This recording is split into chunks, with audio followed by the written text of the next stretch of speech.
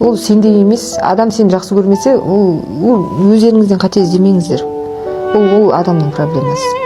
Сол қалпыңда жақсы көретін адам жақсы көреді. Қыздарға айтарым, өздеріңізді жағы, мен күшті тамақ жасай аламын деп жағы жігіттерді басына айналдырып тиіп алып, одан кейін ажырасып кетіп жүрмеңіздер. Қалай бар солай жақсы көретін адамға тиіңіздер. Сіздер сен жақсы көрген адамға емес, сені жақсы көретін адамға тиіңіздер.